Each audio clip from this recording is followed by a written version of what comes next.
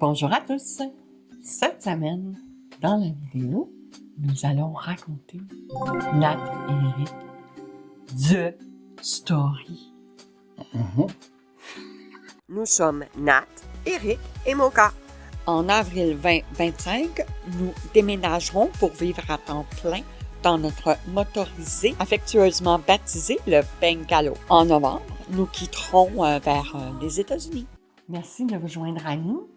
Si vous aimez ce que vous voyez, allez-y avec les petits pouces. Et si ce n'est déjà fait, abonnez-vous pour la suite de nos aventures. Donc, moi, c'est Nathalie.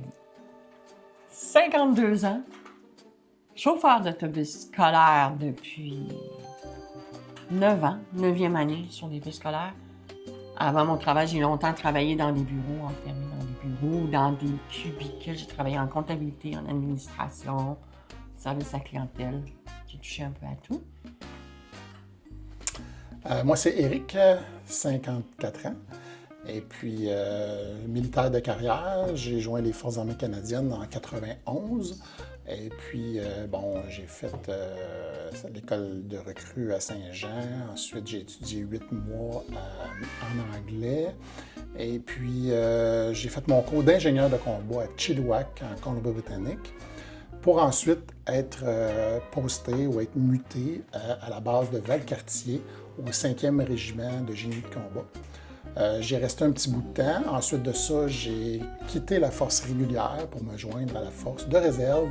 Et puis, j'ai changé de métier. Je suis devenu technicien en approvisionnement. Et depuis ce temps-là, je suis toujours technicien en approvisionnement. J'ai aussi travaillé en... Les réservistes qui arrivent, c'est des contrats qu'on a. Et à un moment donné, il y avait une période où les contrats étaient un petit peu incertains. Alors, j'ai suivi ma formation et j'ai travaillé pour la compagnie Garda, gardien de valeur. J'étais conducteur de fourgons blindés armés. Donc, j'ai fait ça pendant 6 mois. Et puis, les contrats sont revenus et finalement, je n'ai jamais quitté le militaire. Et je prends ma retraite bientôt, en septembre prochain, pour de nouvelles aventures.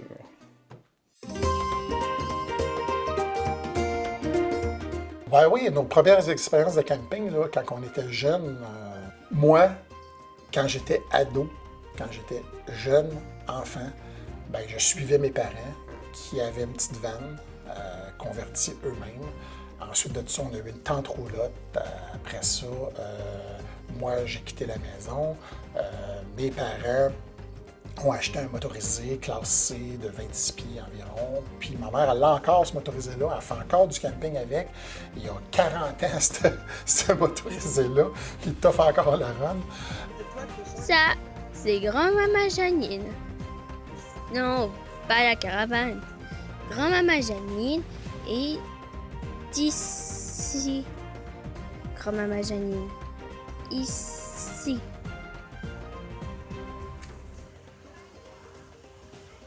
Tu vois, la roulotte, il peut rouler. Oh ben, salut, à la prochaine. Fait que je viens d'une famille qu'on aime ça, le camping. On aime ça. Il faut cuisiner dehors, puis c'est le fun, on aime ça.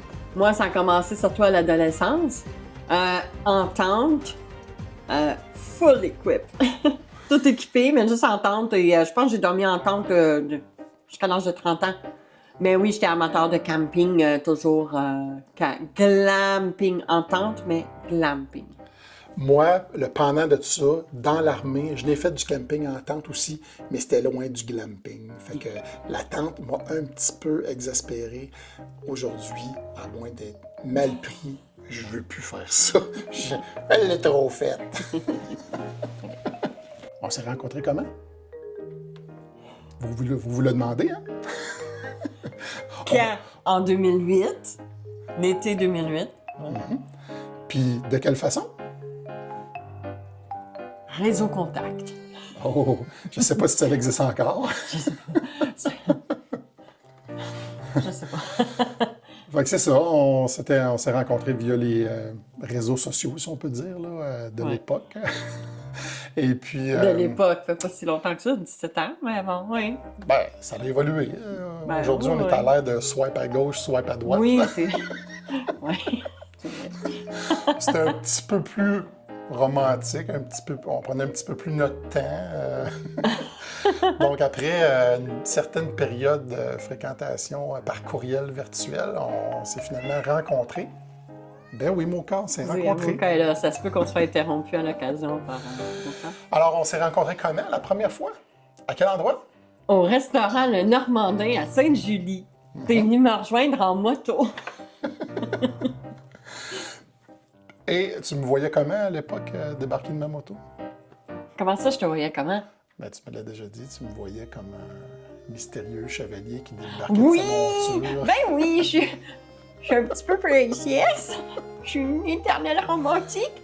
Mon chevalier sur sa monture d'acier qui est arrivé. Ça a fait comme... une moto sport.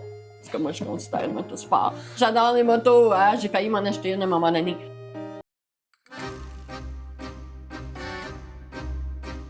Mais moi, je suis plus du genre custom ou Harley, mais là, Harley, vous oubliez ça, là, mais custom. Puis moi, j'étais Je le plus vois sport. arriver sur sa Ninja, je fais OK, c'est correct. C'est correct. Il y avait plein d'autres qualités. You. Ah, puis tu te souviens, c'est toi qui as répondu à mon annonce sur Réseau Contact. Moi, dans l'annonce, Monsieur doit jouer au golf. Je le précise dans l'annonce. Monsieur doit jouer au golf et doit savoir ou vouloir savoir comment danser le tango. Il répondait à ni une ni l'autre de mes requêtes. Puis, Lors de l'esquive. et en plus, ça, faut qu'on le raconte, j'étais un plan B. On va-tu là? Ben oui, voilà. Ben oui, c'est une réalité. OK, bon, dans le fond, j'avais deux filles que je datais en même temps, dans le fond, que j'ai lancé des perches, si on peut dire. Et puis, je me disais, bon, j'imagine que je rencontrerai pas les deux. Là. Il y en a une des deux qui va être intéressée, puis l'autre le sera pas. Mais non, les deux voulaient me rencontrer. Puis ça s'est fait presque en même temps, là. Donc, dans un souci de transparence et dans un souci d'honnêteté, j'ai dit, bon, mais je vais donner la chance à la première. Puis j'ai dit à Nathalie, malheureusement, je veux pas courir deux lièvres à la fois. Donc, je vais attendre de voir qu'est-ce qui se passe avec Ben, la première rencontre. Ben, je t'ai trouvé honnête. Fait que ça a été des points pour toi. Tu sais, OK, t'as une moto ninja, mais t'es foutument honnête. Tu m'as pas niaisé, C'était ça. C'est ça. Je dis, OK. Donc, après une ou deux rencontres avec le plan A, Une semaine, c'était une semaine après. oui, que je l'ai amenée au restaurant, puis elle m'a fait payer le lunch à ses enfants, à elle, à tout le monde, tout le kit. Ben, elle m'a flashé. Fait que qu'est-ce qu'il a fait? On va contacter Plan B.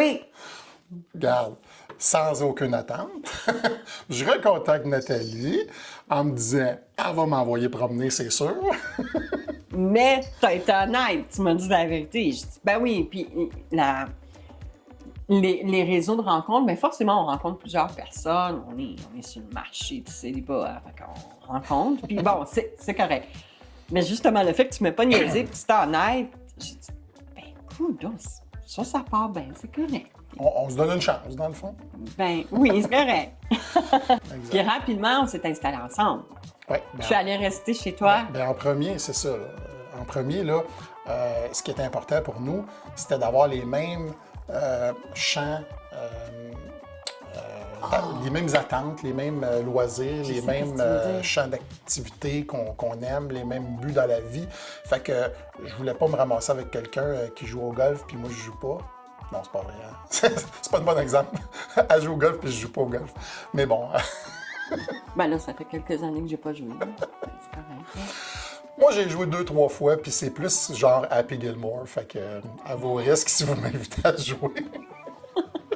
Mais j'ai ça, si tu t'en vas avec notre histoire, hein? Mais c'est ça. Donc, la première rencontre au restaurant, après 10 minutes, on commence à se dire qu'est-ce qu'on aime. Puis le camping est sorti du lot. C'est vraiment ce qui nous intéressait, ce qu'on aimait, puis tout ça.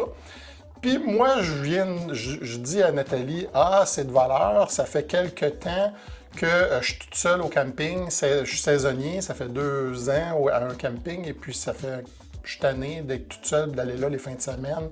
Fait que j'ai décidé de vendre ma roulotte. Et au même moment, j'ai dit, je l'ai vendue la semaine passée ou 2 semaines. Au même moment, Nathalie, elle me dit... Ben, ça, c'était un mercredi soir, quand on est au restaurant, première rencontre, un mercredi soir. Et là, il me parle de ça, sa roulotte. J'ai dit, mais attends une minute. J'ai dit, c'est parce que moi, je prends possession de ma roulotte, saisonnier sur un camping, vendredi. 48 heures plus tard, je prenais possession de ma roulotte. C'était quoi les chances? Fait qu'on s'est dit, OK, on a ça comme... On était destiné à faire du camping saisonnier pour cette époque-là. Là. Oui. Alors... Puis écoute, après ça, au travers du temps, on a découvert qu'on restait à 2-3 kilomètres, même pas, l'un de l'autre. Fait qu'on restait vraiment proches. Rapidement, je suis allée habiter chez toi. Je pense qu'après 3 mois à peu près, tu es venu habiter chez moi parce que moi, j'avais un 4,5 qui était à moi. Mais c'était un 4,5 là. J'avais même pas de chambre parce que j'entreposais du stock dans la chambre parce qu'avec la compagnie, avec tout, j'avais pas de place. Je couchais sur le divan-lit pendant un petit bout de temps. Puis là, j'ai épuré, j'ai vendu des trucs un peu comme qu'est-ce qu'on fait maintenant. Mais quand j'ai eu de la place, je me suis fait une chambre. La chambre était grande, je l'ai divisée en 2, la moitié entrepôt, la moitié chambre. Et puis c'est à peu près à ce moment-là que j'ai rencontré Nathalie. La chambre grossissait un petit peu parce que je me débarrassais de plein de stock. Semaine après semaine, j'arrivais avec... On commence par la brosse à dents. Semaine après semaine, j'arrivais avec de plus en plus de mes effets. Je vidais mon appartement, puis j'arrivais chez eux. Puis on a fait ça... Ouais. Imaginez le setup. 10 mois comme ça, facile à peu près. Puis après ça, là, on a emménagé ensemble. Donc là, on s'est trouvé un grand 6,5 sur 2 étages, enfin bref. Ici, où est-ce qu'on est? Oui, c'est ça. Puis on s'était dit, on s'essaye 1 an, puis après ça, on va s'acheter une maison. Oui, non. Ouais. Ben, on a magasiné pour des condos, des choses comme ça. Le problème, c'est que nos condos, ils ont 4 hypothèques. Chacun leur hypothèque. Au niveau de mon crédit personnel, j'avais de la misère. Eux autres, ils ne tenaient pas en considération que ça s'auto-payait toute seule. Donc, j'avais de la misère à décrocher. Une fois, il avait dit, on ne peut pas assurer votre prêt parce qu'on n'assure pas les parcs immobiliers. Parce qu'on en avait 4. 4 condos. Bon. Puis finalement, aussi, ce qui est arrivé aussi rapidement sur le sujet dans nos premiers mois, c'est comment on va notre retraite? Comment on aimerait? Et là... Je dis à Nathalie, depuis que j'ai 26 ans, que je veux vivre la van life. Dans ce temps-là, la van life, c'était pas plus populaire. Mais c'était pas le van life, c'était le nomadisme. Le nomadisme, c'est ça. Il y avait les Peace and Love qui étaient en Westphalia, puis il y avait pas... Tu sais, ça n'existait pas bien la van life là, avec les ProMaster, puis les transits transformés, puis les schoolies. Oui, il y avait des schoolies dans ce temps-là. Mais c'était pas aussi populaire qu'aujourd'hui, puis on se faisait regarder comme un weirdo quand on parlait de tout ça. Aujourd'hui, depuis 5-10 ans, c'est rendu la mode, puis ça a explosé, tout ça. Mais encore une fois, on était visionnaires de vouloir ça. Puis je pense que toi aussi, tu as eu ces idées-là à peu près dans les mêmes années. Oui, début vingtaine, c'est ce que je voulais faire. Je voyais vivre ma retraite anticipée autant que possible, mais je savais pas comment. J'ai trouvé un prince charmant qui savait comment. Puis oui, c'était ça. Au début, c'était un gros motorisé. On voulait avoir un pusher. Enfin, on voulait avoir, on l'a longtemps dit, un allée gros boss. Les plans ont changé à travers le temps. Mais finalement, on s'est retrouvés rapidement sur ce point-là. Fait que le fait qu'on reste dans un même appartement pendant 15-16 ans, c'était correct. Concours de circonstances, puis c'était correct pour nous. Puis on payait pas cher à l'époque non plus. Bon, on paye toujours pas cher. Fait que juste pour conclure l'épisode des roulottes, là, moi j'ai vendu la mienne. Quand j'ai vendu ma roulotte, ben j'avais un croque-pot qui est venu avec la roulotte que j'ai hérité. Nathalie a pris en possession de sa roulotte qui est toute équipée, qui venait aussi avec un croque-pot, une mijoteuse. Une mijoteuse. Fait que ça, c'est le running gag des croque-pots. Puis j'en avais déjà un avant, Nathalie en avait déjà un, fait que là, ça en fait 4. Puis il y a une de nos locataires, à un moment donné, qui en a oublié un. Fait qu'on s'est ramassé, maintenant, on avait 5 mijoteuses. Ça, c'est faut le faire. C'est notre running gag dans notre vie, c'est les croque-pots! Puis curieusement, on s'en sert, mais pas à l'extrême. Une fois de temps en temps, puis c'est correct. Ensuite, la moto. On a fait quelques road trips en moto avant de s'intéresser au camping, parce qu'étant donné qu'on était en camping saisonnier, on ne bougeait pas, alors on faisait des petits road trips en auto puis en moto. On a Sur une Ninja, pas de dossier. Ouais, une Ninja 600 ZX6, si je me souviens bien. Ça va la 96, 95, 96, si je me souviens bien. Là. Ça allait super bien à 1, mais à 2, c'était un petit peu limite. On a fait Longueuil-Québec. Ouais. La première fois, c'était Longueuil-Québec. On s'est payé un road trip à Québec de 3 jours à l'île d'Orléans. L'île d'Orléans, Puis on adorait ça. Ben, tu sais, on commençait notre relation aussi, là. C'était... Même si c'était pas confortable à 2 sur le motosport, c'était pas grave dans le temps. Et une des dernières sorties qu'on a faites, on est parti pour aller dans Laurentides, dans le Nord. C'était pas la première fois qu'on y allait. Mont-Tremblant, oui. Mont-Tremblant. Puis on est revenu sur une remorqueuse. La transmission avait lâché après une chance. Ça l'a arrêté net fret sec. On roulait à 5 km quand c'est arrivé. Là, puis à un moment donné, tout a jammé. On a quasiment passé par-dessus les poignées. C'était assez... une chance qu'elle s'est pas arrivée sur l'autoroute. Ouais. Fait que, je l'ai fait réparer pas longtemps après, puis le trip nous est passé, puis on l'a vendu, ça n'a pas été super long. Puis on a passé à d'autres choses. On a passé au Bateau! au bateau amateur. On a acheté un Chris Craft Scorpio 266, qui est la longueur hors tout, c'est 31 pieds.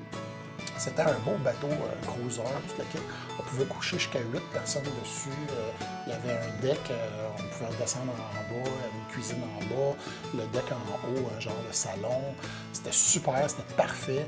On pouvait embarquer une douzaine de personnes dessus, puis on pouvait coucher, je pense, c'est 6 ou 8. Là. Il y avait une chambre en dessous du deck. C'était super, là.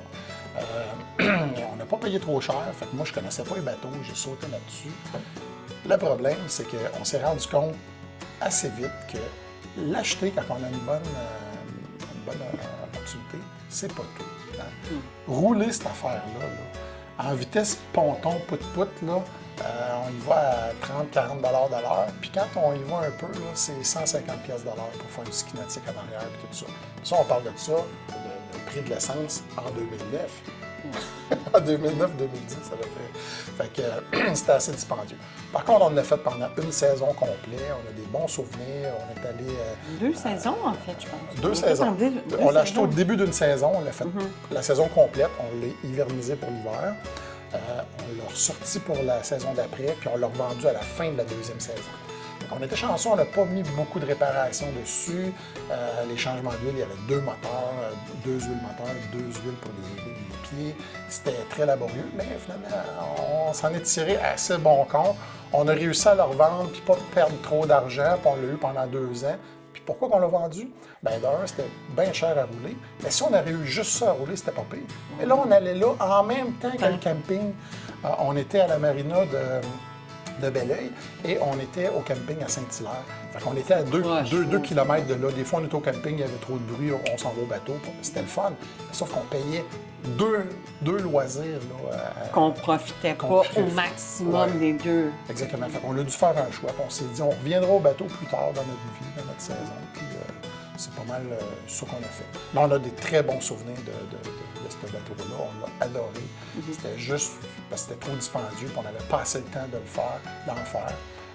On aurait pu vendre la roulotte aussi, puis conserver juste le bateau, mais bon, on a préféré continuer à ce moment-là avec le camping qui était somme toute moins cher que le bateau à rouler.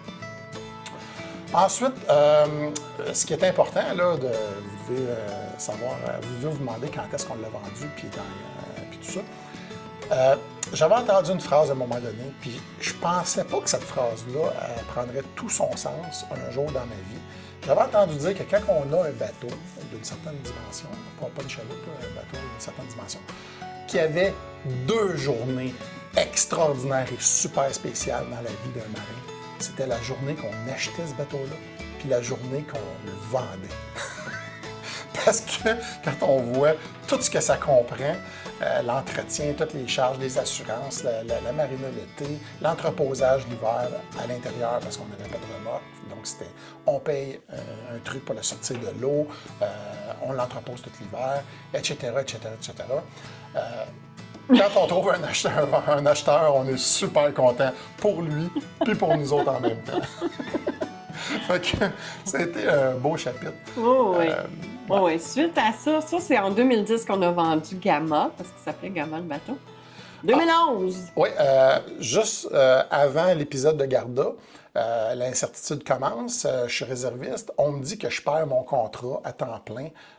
Je travaillais à Montréal à la base de Longue-Pointe. Ça faisait 12 ans que je travaillais là, 13 ans que je travaillais là. Et puis, on me dit que je perds mon contrat dans 6 mois. Donc là, qu'est-ce qu'on fait? Alors, si je perds mon poste, on coupe mon poste, ça veut dire que je ne suis plus requis, je ne suis plus essentiel à l'organisation. Alors là, j'avais des contacts dans la bâtisse, puis entre autres, il y avait quelqu'un qui s'occupait des missions, qui a entendu une certaine conversation, puis qui me dit « Hey Eric, ça te tente-tu de partir en mission? » Habituellement, en mission, on se fait appointer, puis on dit oui ou on dit non en tant que réserviste. Puis quand on est régulier, on n'a pas le choix d'y aller. Fait que là, j'avais le choix de choisir ma propre mission, ce qui arrive quasiment jamais dans une carrière. OK? Puis là, on me demande si je voulais aller au Koweït. Dans le temps des affrontements, c'était pas mal élevé dans ce temps-là. Avec le casque en Kevlar, la veste par balle, tout le kit, pendant 6 mois, dans la poussière. Ou si je voulais aller... Pas 6 mois. Oui, c'était ça que tu Au avais Koweït, offert? c'est 6 mois. OK. Au Koweït, c'est 6 mois. OK. Ou un 6 semaines à Chypre pour le groupe du TLD qui appelle le Third Decompression Line. C'est à chaque fois que les gens partent en mission partout dans le monde, au lieu de revenir chez eux après une mission de 6 mois, puis pendant 6 mois, ils ne peuvent pas boire d'alcool, puis pendant 6 mois, ils sont restreints, puis tout ça. Là, ils arrivent, puis ils font des parties, puis là, la police vient, puis Mais c'est une zone de décompression. Oui, c'est ça. Ils ont instauré ça dans les Forces armées canadiennes depuis plusieurs années. C'est qu'ils obligent les militaires à aller là 4 jours de temps. Habituellement, ils font ce qu'il y a à faire et leur beuverie les 2 premières journées s'ils ont envie. Sinon, ils peuvent lire, ils peuvent faire des activités, ils peuvent faire de la plongée sous-marine, des wine tours, plein de choses pendant 4 jours. Puis après ça, ils reviennent au pays. Puis là, ils sont tranquilles et tout ça. Fait que moi, j'ai été approché pour être 6 semaines là-bas, pour remplacer quelqu'un qui devait revenir rapidement au Canada parce que, un problème de garde d'enfants, là. Alors moi, je devenais l'adjoint au sergent là-bas qui s'occupait de l'approvisionnement, du transport et tout ça. 6 semaines, c'était rien. Bon, oui, c'est ça. Puis, faisait quelques années qu'on était ensemble. Fait que je disais à Nathalie, écoute, es-tu capable de t'occuper de ma compagnie de machines distributrices pendant 6 semaines? Je vais t'expliquer comment ça marche. Tu vas venir une fois avec moi, ça sera pas compliqué. Les condos, tout est loué, c'est pas compliqué. T'as juste à répondre à un courriel de temps en temps, puis déposer les chèques de loyer une fois par mois, puis tout ça. Nathalie a dit... 3 semaines après. Je vais m'occuper de ça. Ouais, on va m'occuper de ça. Ouais. Ça fait 3 semaines qu'il est parti. Ouais. Tu me permets, je vais compter ma version de l'histoire. Ouais. Ça fait 3 semaines qu'il est parti, qu'il est à Chypre. Et là, il m'annonce, chérie, il dit, j'ai une possibilité de rester là 6 mois. 6 mois! Ben oui, c'est correct. Cette année-là, deux déménagements des locataires. J'avais jamais fait ça, là. C'était surtout Eric qui s'en occupait, là. Ben, je participais, mais moindrement. 2 locataires qui déménagent. Pendant 6 mois, m'occuper des collègues de machines distributrices. C'était quelque chose. Non, oui, les enfants, toute la kit, là. Ouais, mais je me suis organisée, puis c'était correct, hein? Ah Ça a ouais. été payant, parce qu'au retour... À mon retour de Chypre, ah oui, durant ces 6 mois-là, j'ai eu des vacances au milieu, à peu près à mi-chemin. Et puis, je suis revenu au pays ici pour 2 semaines de vacances. Et là, j'ai réalisé que Nathalie m'avait beaucoup manqué, tout ça. Puis malgré le fait que j'avais jamais... Ben oui. j'avais... Quand je l'ai Excuse-moi. Quand on s'est rencontrés, comme je vous ai dit tantôt, moi, je suis très princesse, très romantique. Lui, il me dit, j'ai déjà été mariée et plus jamais je vais me remarier. Bon, j'avais commencé à en faire mon deuil. Quoi que j'avais toujours un petit... On sait jamais. Ouais, c'est ça. Fait que, sans en parler à personne, ben ça me trottait dans la tête, puis tout ça. Fait que j'ai continué là-bas, j'ai fini la mission, tout le kit. Puis Nathalie, puis moi, on était super complices, même si on était à distance comme ça, on se complétait bien, puis elle m'a super aidé dans mes choses ici. Moi, je l'ai aidé dans le budget, même si j'étais à distance, tout ça. Fait qu'au final, à mon retour, je l'ai demandé en mariage. Fait que c'est la vraie histoire à commencer là, parce qu'avant, c'était des fréquentations... C'est la période d'essai. Ben oui, on a le droit de louer avant d'acheter, quand même, là. Avant de s'engager pour un long bail, on a le droit de faire une certaine période d'essai. Hein? On fait ça avec Amazon. Puis quand ça ne va pas notre affaire, on le retourne. Mais j'ai acheté en toute connaissance de cause. Puis je ne le regrette pas nullement. Qu'est-ce que tu as acheté aussi à ton retour de Oui, bon, c'est gâté un petit peu parce que quand on part en mission comme ça, on a une partie de notre salaire qui est non imposable en primes, à gauche, à droite, toutes sortes de primes. Là. Et puis bon, on a décidé de se gâter. On était dû, nos véhicules étaient un peu défraîchis. Fait que j'ai acheté un QX4, Infiniti QX4 usagé, naturellement, à Nathalie, mais il faut l'écouter au complet. Ah, je l'ai adoré, ce véhicule-là. Et moi, je me suis acheté un Mercedes C230 compresseur, un petit char sport, tout le kit. Fait que super le fun, mais c'est la merde. C'est le pire char ever. Je pense que j'ai mis le prix des réparations. Le prix d'achat de l'auto, je l'ai mis en réparation pendant 4 ans. Puis quand je l'ai vendu, ça aussi, j'étais content de m'en débarrasser. Puis dans ma tête à moi, des Mercedes, c'est fini. Fait que là, c'est pour ça qu'aujourd'hui, là, quand je vois des Sprinter Van, là, Mercedes, puis il y en a qui convertissent ça en van life, je me dis, j'espère qu'ils ont amélioré la patente parce qu'en 2004, c'était pas terrible. Parce que moi, c'était un 2014. Oui, c'était un... Ben non. Non, c'est pas vrai. Parce que c'est en 2012 que tu l'as acheté. Donc, c'était en 2008, je crois. Je me souviens plus. T'as raison, 2008-2009. J'avais 2004 en tête, mais non, je pense que c'est 2008-2009. Peu importe. Il y avait quelques années, il était super propre. Mais on tourne la page. En 2013, qu'est-ce qui se passe? On apprend que le camping allait fermer. Les propriétaires du camping se sont fait offrir des millions de dollars pour virer ça en centre de Projet immobilier. construire des condos, tout ça. C'est toujours pas construit à ce jour. Non, c'est ça. Ils ont démantelé le camping, ils ont exproprié tout le monde, on est obligé de sortir toutes les roulottes. Et à ce jour, il n'y a rien encore qui a été construit au même endroit. Quel gaspillage. Peu importe. On n'était plus dû pour continuer ça. Alors, on a travaillé comme des fous cet été-là pour tout vider le stock qu'on avait du cabanon dans la remorque. Après ça, le cabanon, ben, il fallait le détruire au complet. Fait que j'ai pris une chaîne ça, puis je l'ai tout coupé en morceaux. Le propriétaire est venu chercher ça avec une pépine, un tracteur. Là. Et puis, bon, cet été-là, c'était le démantèlement. Ensuite, en 2014, ben, c'était le mariage. Le 3 mai 2014, on s'est mariés au campus Fort-Saint-Jean, des emplacements militaires. Bon, c'était super joli. Puis, honnêtement, financièrement, ça ne coûtait rien pour la salle, tout ça. Fait qu'on a fait ça low cost. Aujourd'hui, je regarde le prix des mariages, là, puis il y en a, ils finissent...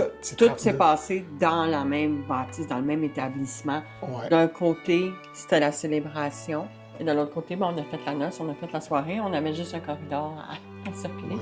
En haut, au deuxième étage, c'était la chambre du commandant. On avait pris pour notre nuit de noces. Oui, vous allez avoir certainement quelques photos. Oui, même les préparatifs aussi. C'était la suite du commandant. Donc, oui, il y avait quand même un petit salon, une chambre. Puis oui, mes préparatifs ont été faits en haut. J'ai pu me préparer en haut. Donc, j'ai pas eu à sortir dehors. Par la suite, j'ai descendu les marches. Puis la cérémonie s'est faite tout dans la même bâtisse. Il y a beaucoup de trucs aussi qu'on a contractés nous-mêmes, qu'on a fabriqué nous-mêmes, des décorations pour la salle, tout ça. Fait que, somme toute, ça a été un mariage qui était assez abordable par rapport à aujourd'hui. On regarde ça, ça Ouais. coûte 30-40 000 se marier. Là, ça- Parce qu'on avait toujours quand même en tête, nous, ça a toujours été le but de retraite anticipée. Tranquillement, ça prenait forme, mais pas encore vraiment concrètement. Donc, ça a toujours été important d'économiser, de faire attention. Sans se priver. Non. Tu sais, un restaurant une fois par semaine, on a toujours fait ça quasiment. Mais on s'est toujours privé dans le sens que de faire des extravagances, dépenser pour des voitures qui coûtent super cher, puis pour faire des voyages dans le sud, des voyages en Europe, on s'est restreint. Mais c'était pour prendre notre retraite anticipée. Puis ça, c'est un choix qu'on avait vraiment réfléchi. Et les deux, c'était d'un commun accord qu'on voulait s'enligner vers là. On aurait pu prendre une chance parce que mon père, il est mort à 56 ans puis il n'en a jamais profité. Donc, c'est une chance à prendre. Là. Est-ce qu'on va se priver une partie de notre vie puis on va arriver au moment de la retraite, on ne pourra pas en profiter comme on voudrait, ou on dépense tout comme s'il n'y avait pas de lendemain, puis on va être obligé de travailler jusqu'à 65 ans parce qu'on n'a pas une scène, puis qu'on est pris là. C'est des questions de choix. Nous, on a choisi de faire certaines abstractions, mais ça a marché, je pense. Là, on arrive vers la fin, puis vers la mise en projet, là, vraiment. C'est plus juste théorique, là, ça commence à prendre vie. De projet à réalité. Oui, c'est ça. Hey, 2014! 2014. Là, il faut se souvenir que 2013, notre dernière année de camping. 2014, qu'est-ce qu'on fait? Oui, on s'est mariés. Mais l'été 2014, qu'est-ce qui s'est passé? On s'est dit, on a fait le tour du camping, on s'en va en voilier. Donc, on fait l'achat du Santa Banana. Santa Banana! Pire gaffe ever. C'était un voilier 22 pieds, OK? OK, on était 3 à l'époque en enfer, c'est pas si pire. Le problème, c'est que il venait sur un trailer, il y avait une coque amovible, rétractable, et c'était un voilier de lac. Puis on connaissait rien là-dedans. Fait que première fin de semaine qu'on veut l'essayer, Seul? Parce qu'on est sorti, on a fait une première sortie avec le l'acheteur, propriétaire. avec le c'est vendeur. ça, avec le vendeur. On a fait une première sortie. mais là, lui, il était déjà installé sur son lac, fait que c'était Puis simple. lui, il était habitué. Oui, c'est ça. Nuance. C'est ça. Donc là, nous, on se risque, la première fin de semaine, on s'en va au fleuve. Première erreur. On aurait dû, déjà là, dire, Oui, à Boucherville. OK, Oui, on l'a sorti à Boucherville. on aurait dû sortir ça sur un lac calme. Non, on a sorti ça dans le fleuve. Ensuite, on le descend dans la descente, on l'enlève sur la remorque. Là, ça prend 1h30 à peu près à monter le mât, parce qu'on ne sait pas trop comment... Fallait le démater. Comment Oui, figure- c'est ça, fallait le démater. Fallait mater. Mater et démater. Oui, les installer le deux. mât. Donc, ça nous prend après 1h30 faire ça. On ne sait pas trop comment, on ne veut pas se faire mal. Et? On réussit à le faire. Et, ben c'est notre projet de vacances, là. Nous, nos 2 semaines de vacances sont au mois d'août. On pense se rendre à Trois-Rivières, au Québec. On va se rendre loin avec. Fait qu'on en fait premièrement une fin de semaine. Fait qu'on part le vendredi soir, on met ça à l'eau, on décolle, on couche le vendredi soir d'un maringouin, esprit. Il y avait des algues où ce qu'on était, puis on voulait se trouver une petite baie, pas trop de vagues. On n'a pas, Nuit blanche assurée. on n'a pas dormi de la nuit. Pour le petit aussi qui était petit Samuel à l'époque. Je sais pas. Maman, il y a des pieds. Le moteur, c'était un moteur à crinque, et puis comme une chaloupe, là. Il n'y avait même pas de volant après ce voilier-là. Fait qu'en crinquant le moteur, mes lunettes de soleil tombent à l'eau, plus de fin de semaine, plus de lunettes pour la fin de semaine. On va s'ancrer. Moi, je suis sur le bout en train de jeter l'encre. Là, je me dis, oh non, je peux pas croire que ça va être ça, mes vacances. Puis là, on est sur le fleuve. Et je vous dis pas le fleuve, là, hein? OK? Des grosses vagues tout le temps. Même la nuit, c'était moins épais, mais il y en avait aussi. Oui, mais ça dépend des places où on était. Oui, quand même. Oui, pour la nuit, on s'est... Ah là. Hey, c'est pas vrai, je vais repartir 2 semaines avec ça. Mais je dis rien, parce que c'est le trip de monsieur. Ça fait longtemps qu'il veut faire du voilier. On se dit, on Correct. suivra des cours plus tard, mais là, pour l'instant, c'était une fin de semaine amateur, tu sais, juste pour te donner un aperçu. Fait que là, le dimanche soir, on retourne où ce qu'on était. Nathalie m'attend au quai, je m'en vais chercher le SUV, je recule avec la remorque. Oui, le temps que c'est ça. C'est ça, on prend Ben non, c'est pas vrai, c'est pas vrai. Avant, on est sur le côté, mais il faut démater, là. Parce qu'avant de sortir de l'eau, il fallait enlever le mât. Là, on tombait dans l'heure de pointe où ce que tout le monde venait récupérer leur bateau, puis tout le monde voulait sortir. Nous autres, on prenait de la place, là, on était gênés. Ça nous prend 1 heure à démater ça, à attacher tout le mât, tous les haubans, tout le kit. Là, après ça, il fallait attendre notre tour. Je m'en vais en haut, j'attends qu'il y ait de la place. Je me recule, on accroche le voilier dessus, on l'attache tout. Puis là, par le temps, qu'on avait fait ça, on était tout seul, il ne restait plus personne. Il commençait à faire noir. Non, il était comme 9-10 heures le soir, là. On est dans l'auto, moi et Samuel. Et je me souviens encore, Samuel me dit « Maman, ce bateau-là, je l'aime pas. J'aimais mieux l'autre bateau qu'on faisait... » Puis que ça avançait. J'ai dit « Tu sais quoi, mon grand? Maman aussi! Elle l'aime pas! Mais on dit rien! Hey, ça fait 20 minutes comme faut qu'Éric est en arrière en train d'accrocher le bateau après l'auto. On ne dit rien. On est fatigué. On va attendre. On va décanter tout ça plus tard. On verra ce que ça va donner. OK. Juste en cas qu'on ne l'ait pas mentionné avant, entre mon retour de Chypre, qu'on a acheté l'Infinity et la Mercedes, on a vendu... on a gardé des véhicules quelques années. Puis là, quand on a acheté le voilier, on le savait que c'était plus assez fort pour traîner. Donc, on a vendu un véhicule. Puis le véhicule qu'on avait pour sortir le voilier, c'était Saturn Vue 2015, je me souviens bien, avec un moteur Honda 3.5. C'est ce qu'on avait à l'époque, all-wheel drive. Puis il était limite quand même pour la grosseur du bateau. On avait vendu le QX4 à l'époque, donc c'est pour ça. Là, j'essaie de sortir de la rampe, mais là, les autres avaient mis de l'eau partout, puis du sable, puis tout ça. Puis là, c'était en ciment, puis je spinais, j'avais de la misère. Je reculais, je me prenais un swing, j'arrivais quasiment aux 3/4 de la côte. Ça se mettait à spinner. J'ai eu de la misère à sortir de là. Finalement, je réussis à sortir de là. J'arrive en haut de la côte, je suis brûlé. Je débarque, je m'en vais revoir si tout est correct, tout est bien attaché.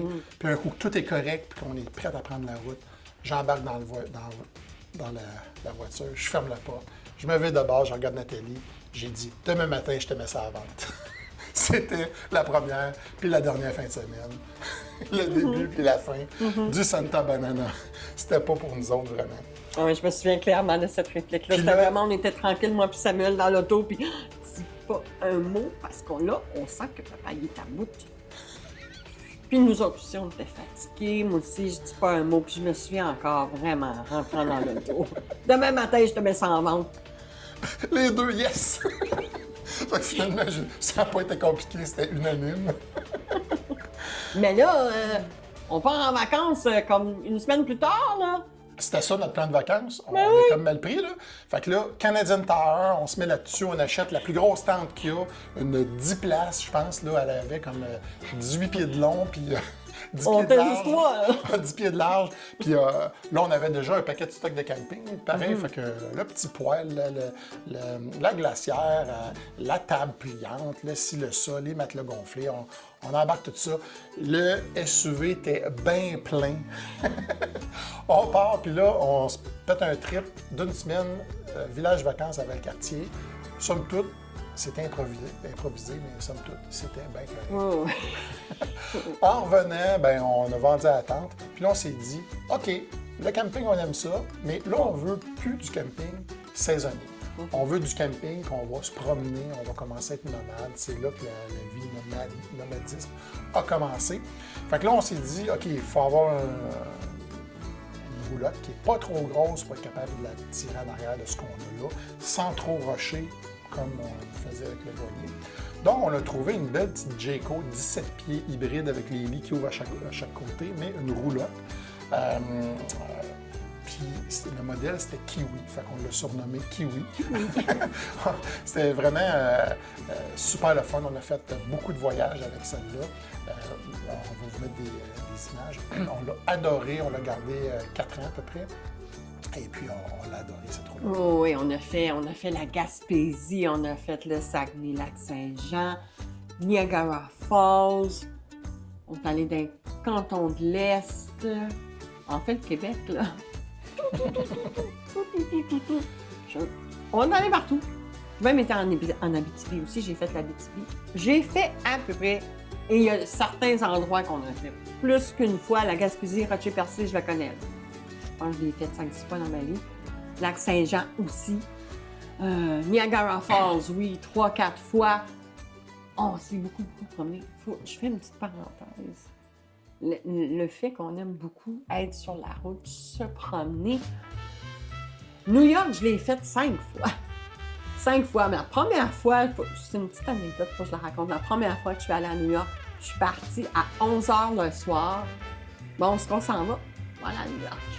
Wow, on va aller voir la statue! Ben oui. 11h le soir. Roule toute la nuit. Dors un petit peu, rendu à 4h du matin, dors un petit peu, un petit roupillon sur le bord de la route. Je suis allée manger un hot dog dans un stand à hot dog à New York. Je suis allée voir la statue. Je suis revenue à Montréal. Ça a été ma première fois à New York. Je suis allée aussi en véhicule jusqu'à Floride. Et ça aussi, en chemin, ma première destination était Virginia Beach. Rendu là, ça me rappelle une réplique dans Forrest Gump. Quand il dit tant qu'à être allé aussi loin, pourquoi pas, bon, je me souviens de la réplique. Ben c'était ça. Tant qu'à s'être rendu à Virginia Beach, continuez jusqu'à Myrtle Beach. OK, on descend. Là, rendu à Myrtle, ben là, tant qu'à être rendu à Myrtle Beach, continuons jusqu'en Floride. Je suis partie un mois pour faire la côte est américaine, j'adorais. Donc, de là, mon envie d'aventure, de voyage, puis de... Excuse-moi, chérie, c'était ma petite parenthèse. C'est correct. Mais oui, le Québec, on l'a fait, l'Ontario, on a fait plusieurs endroits. Donc, Kiwi 2014. En 2016, là, la deuxième voiture qu'on avait commençait à être pas mal sur le bord de nous lâcher. Puis là, on commençait à mettre pas mal d'argent dessus. Puis moi, si je me souviens bien, c'était ma Saturne. Hein? Ma Saturne, je l'ai eue neuve. Je l'ai eue pendant comme... Non, au moment de la... Non. En 2016, on avait toutes les deux un SUV Saturne. T'avais la orange brûlée. Oui, c'est vrai. OK, bon, on recommence. Donc, en 2016, on avait deux Saturnes. SUV Saturne. Un noir et un rouille, couleur rouille. Puis finalement, on était un peu tannés de tout ça. Oh, non. Monsieur le visionnaire, là. Ben, c'est parce qu'avec deux SUV, à l'époque, ça nous coûtait 300 $ de chaque par mois. Donc, 600 $ d'essence pour les deux SUV. Fait que, puis là, les voitures électriques commençaient, puis tout ça. Il n'y avait pas beaucoup de choix. Hein. Il y avait une Tesla S qui existait, il y avait une Mitsubishi e-Miev qui était tout petite, puis il y avait la Nissan Leaf qui existait depuis 2012. Mais là, en 2016, la nouvelle batterie de 30 kW venait de sortir. Wow! Fait que je me suis dit, ça pourrait-tu marcher, ça, pour Longueuil, Saint-Jean-sur-Richelieu? J'ai fait mes devoirs, toute la kit. Je me souviens quand on est allé chez Nissan, j'en connaissais plus que le vendeur. Le gars, il commençait, je dis, regarde, c'est correct, j'ai fait mes devoirs, je la connais, la voiture, fais-moi un bon prix, puis on part avec. C'est ce qui est arrivé. Dans ce temps-là, il y avait des bornes rapides. Il y en avait une à Boucherville, puis... il n'y en avait pas.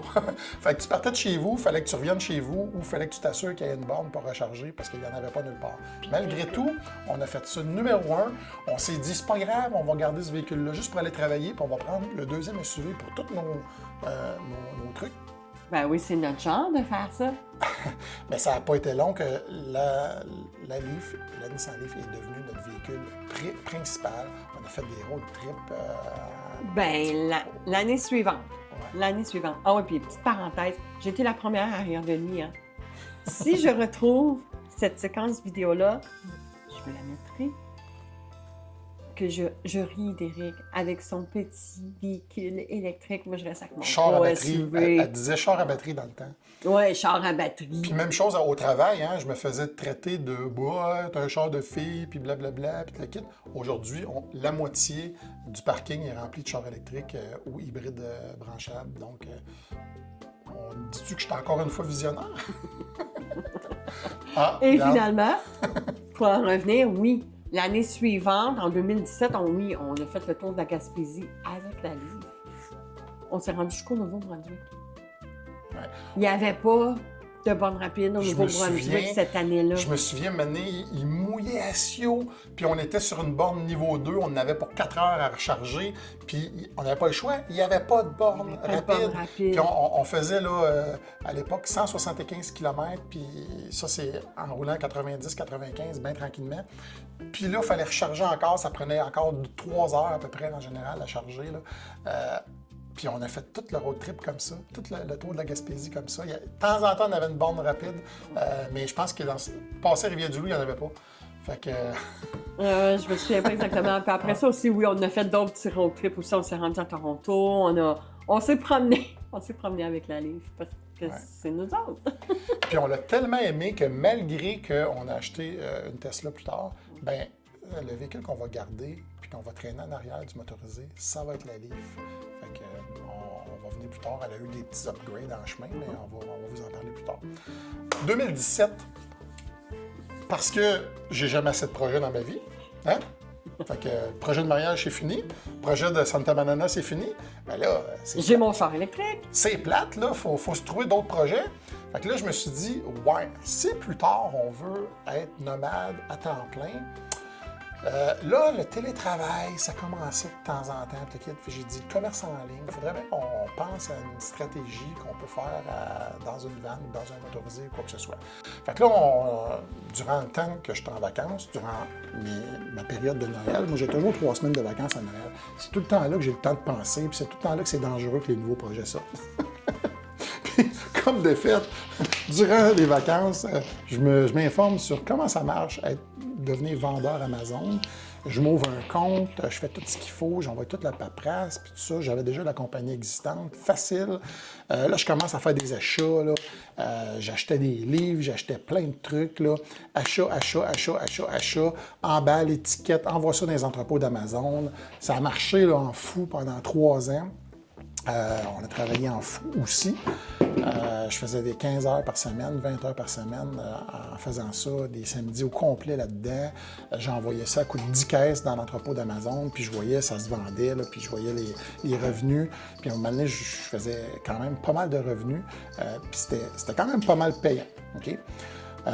J'ai fait ça pendant, puis Kijiji, puis eBay aussi. Là. Je vendais pas juste sur Amazon. C'était le fun parce qu'un coup que c'était rendu dans les entrepôts d'Amazon, ben un coup que c'était vendu, moi je faisais plus rien. C'était Amazon qui prenait la marchandise, qui l'emballait, qui l'envoyait au client. S'il y avait un problème, c'était... Vous savez, quand vous appelez Amazon, là, puis qu'ils vous disent on vous retourne une étiquette pour le retourner, ben, c'était tout Amazon qui faisait ça. Moi, au niveau du vendeur, je faisais rien là-dessus. Puis je voyais, l'argent était déposé dans mon compte de banque quand j'avais des ventes. Quand j'avais des retours, ben, c'était crédité. Soit dit en passant, ceux qui achètent des trucs, là, qui achètent 4 trucs, puis qui en retournent 3, là, puis qui se disent « Ah, c'est pas grave, on paye pas pour qu'on les retourne », sachez que tous les frais de transport, là, c'est le vendeur qui paye ça. Amazon perd jamais une scène. Fait que, si vous achetez 4 paires de souliers, puis vous n'êtes pas sûr de la grandeur, puis que vous dites « Ah, c'est pas grave, je vais regarder à la botte, je vais retourner 3 autres », mais sachez que le transport pour le retour, c'est le vendeur qui le paye. Puis à un moment donné, là, ça devient pas mal lourd pour des gens qui abusent un peu du système de retour. Là. Fait que, s'il vous plaît, faites pas exprès pour commander du stock que vous n'avez pas besoin puis les retourner. Quand c'est vrai et que vous n'en avez pas besoin, je peux comprendre, c'est parfait, c'est légitime, mais sachez qu'il n'y a rien qui est gratuit, il y a quelqu'un qui paye toujours la facture à quelque part. Ensuite de ça, réflexion. Ah oui, c'est ça. Dans le fond, ça fait partie de comment générer des revenus en état mobile. Puis, on a eu toute une réflexion là-dessus. Puis, Amazon en fait partie. On a eu ça pendant quelques années.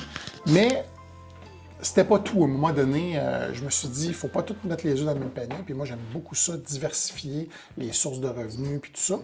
Donc, en 2018, j'ai décidé de prendre le taureau par les cornes, puis que les dépôts à terme de 3-4 dans les fonds communs de placement à la banque, puis tout ça, on se faisait avoir avec ça. J'ai commencé à lire, à m'informer là-dessus. Je me suis aperçu qu'il y en a qu'en gérant ça eux-mêmes, bien, ils sauvaient beaucoup de frais, puis ils faisaient beaucoup plus de rendement. Mais là, il fallait qu'ils soient informés, puis il fallait qu'ils fassent le devoir, parce que si tu ne fais pas ça comme du monde, au lieu de faire de l'argent, tu peux en perdre. Fait que là, c'est une chance à prendre. Mais j'ai dit, c'est pas grave, je vais la prendre, la chance. Fait que je me suis informé, j'ai ouvert avec Disnet un compte de courtage en ligne, avec une firme de courtage en ligne, Disnet. Là. Chaque banque a la sienne. TD a sa plateforme avec son nom. Là. Je pense que c'est Ameritrade, eux autres. Là. BMO en ont, la BNC en ont, ils ont tous leur niveau. Ensuite de ça, j'ai tout transféré ce que j'avais, puis je me suis dit, je gère ça moi-même. Puis de là est né le trading éventuellement dans le futur, mais la graine qui a été semée pour que tout ça commence, c'est en 2018. 2019, Nathalie est allée de payer du gaz.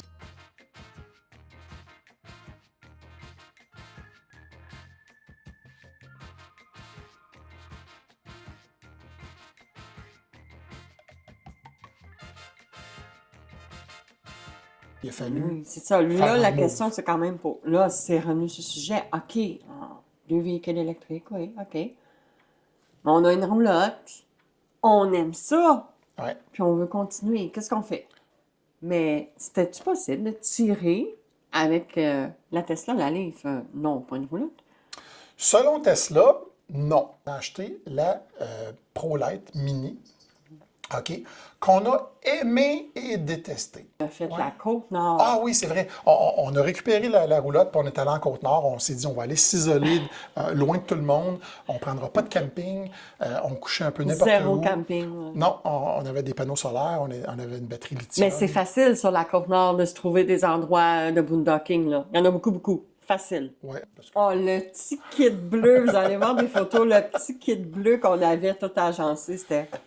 Et une chance qu'on avait ça, notre setup de Basecamp avec les 2 auvents en arrière sur le côté de la tag, la clame d'installer avec la table de pique-nique, parce qu'on y a goûté. Hiver, décembre 2022, c'est là qu'a commencé à mal aller. Ouais. Janvier 2023, je suis plus capable. Mon électro-anxiété est au maximum! La journée de ma fête, la journée de mes 50 ans, je vais toujours m'en souvenir. Nissan m'ont fait le plus beau cadeau. On s'est dit, on va commencer à regarder les motorisés. Puis ça se peut qu'on l'achète fin de la saison. Hein? On avait commencé à regarder peut-être ça. Qu'est-ce qu'on tombe pas? Le même motorisé qu'on avait vu l'année d'avant, qui n'est pas vendu et qui est encore moins cher. Même si tu n'es pas TDAH, il y a quelque chose que tu as et que j'ai pas, c'est que tu es un peu gougoune. Non, ça s'appelle ménopause. Mais après quelques années, mais quand on va l'avoir ça fait plusieurs années, là, peut-être qu'on va diminuer. OK? La raison de diminuer, ben, c'est parce que ça nous permettrait d'aller faire d'autres destinations, peut-être avec un véhicule 4 roues motrices. Quand on va avoir fait le tour de ce que 4 roues, peut-être qu'on va revenir à quelque chose qui flotte. Pas un voilier. Merci. Pas un voilier. En avril, la date est